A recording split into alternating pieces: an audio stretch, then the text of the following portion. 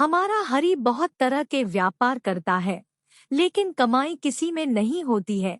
उसका एकमात्र कारण यह है कि हरी जो भी धंधा करता सामने वाला भी वही धंधा करने बैठ जाता है। हे ऊपर वाले, आज मैं कद्दू बेचने निकला, कहीं सामने वाला भी कहीं कद्दू बेचने ना बैठ जाए, नहीं तो मेरी कमाई कैसे होगी। थे ऊपर वाले, थोड़ी दया करना, आपकी दया के बिना तो हम कुछ नहीं कर पाएंगे। अरे आइए आइए, कद्दू ले जाइए, बहुत मीठे कद्दू है।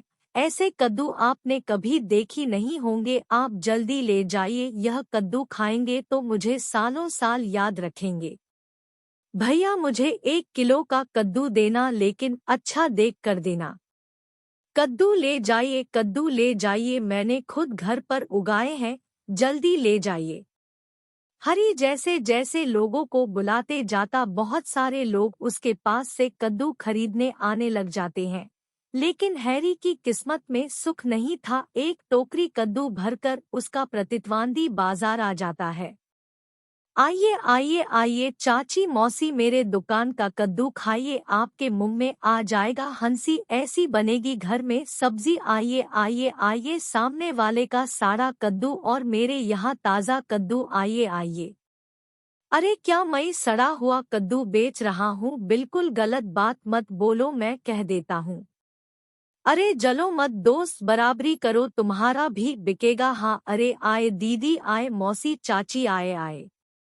देखते ही देखते हैरी की दुकान के सारे ग्राहक सामने वाले दुकान पे पहुंच जाते हैं। अरे ये क्या हुआ, आज तुमने कोई भी कद्दू बेचा ही नहीं है। क्या करूं भाग्यवान, मैं भी कद्दू बेच रहा था और सामने वाला भी कद्दू बेच रहा था, मेरे सारे ग्राहक उसी के पास चले गए, मेरा एक भी कद्दू नहीं बिका। मैं क्या करूं भाग्यवान, वो कद्दू वाला मेरे से बहुत जलता है। सुनो तुम एक काम करो समझे, कल से बाजार में मछली लेकर बैठना, देखना तुम्हारा व्यापार बहुत अच्छा होगा।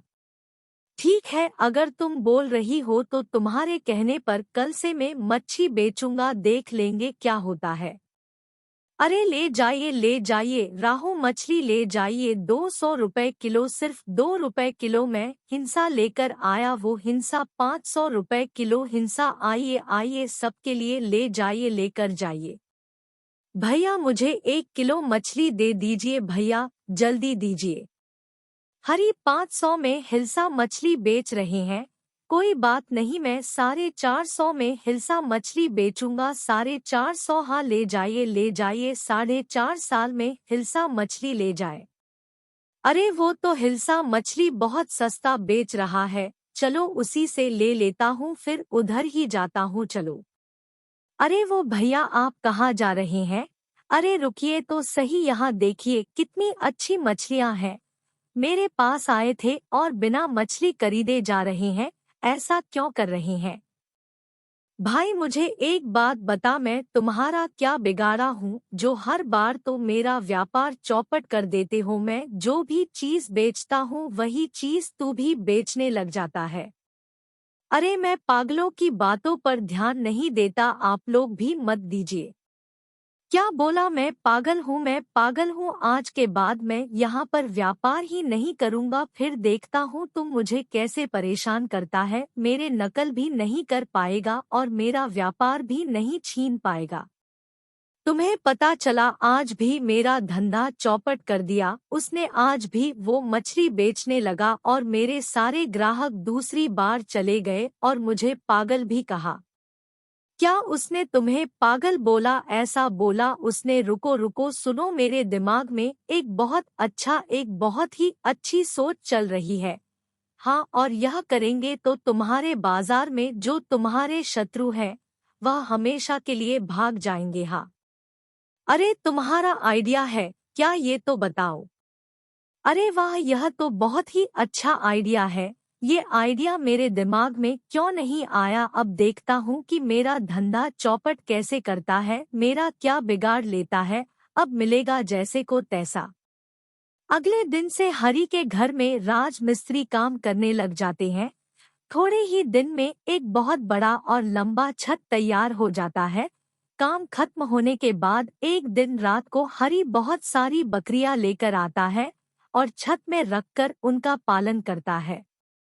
अब इन लोगों को सिर्फ खिला पिलाकर बड़ा करना है। आप तो समझो मेरा काम हो ही गया। अब तुम देखना, अब हमारी सारी तकलीफें दूर हो जाएंगी और हम खुशी खुशी रहेंगे। वो हो हरी बाजार में कुछ बेचने के लिए नहीं बैठा, मेरे मन में तो अलग बेचैनी सी हो रही है। अच्छा, हरी भाई ने कोई नया धंधा तो नहीं शुरू कर दिया है? अच्छा, बोल रही हो, क्या धंधा शुरू किया है? यह हमें जानना ही होगा। तुम उसकी घर जाओ और उसकी पत्नी से अच्छे से मेल मिलाप करके पता लगाओ कि वह ऐसा कौन सा धंधा कर रहा है। अच्छा, ठीक है ठीक है। भाभी कैसे हो? बहुत दिन हो गए, हम लोग मिले ही नहीं हैं। मैं अपने काम में व्यस्त हूँ दीदी, और कुछ नहीं, आप बताइए।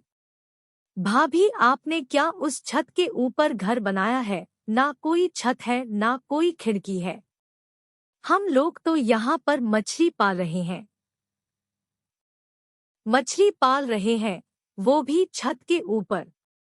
हाँ, हमने तो यहाँ पर मछलियों के लिए बहुत सारा पानी जमा किया है और वहाँ मेरे पति ने पंप से पानी लेकर मछलियों को छोड़ दिया है।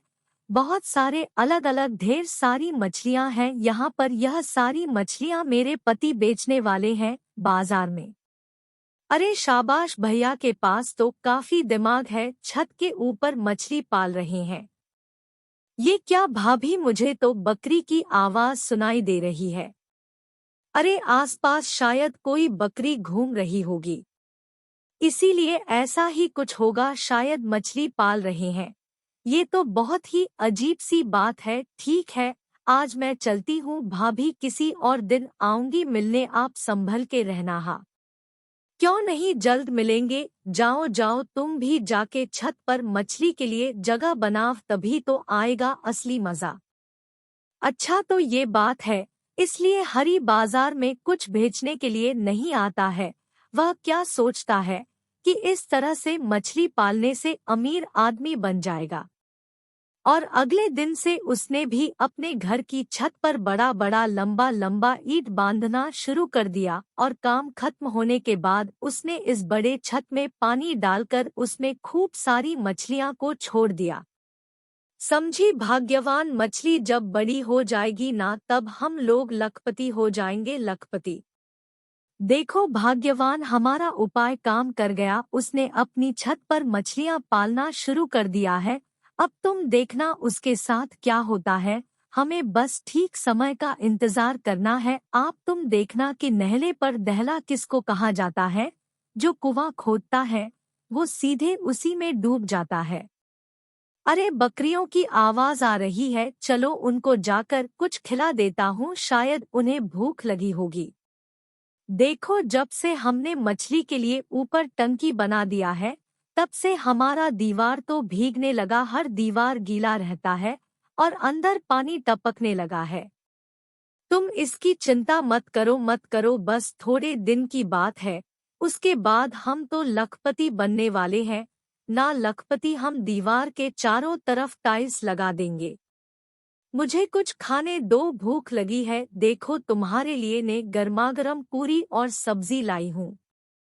इधर हरी की बकरियां बड़ी हो जाती है, वह अपने सारी बकरियों को लेकर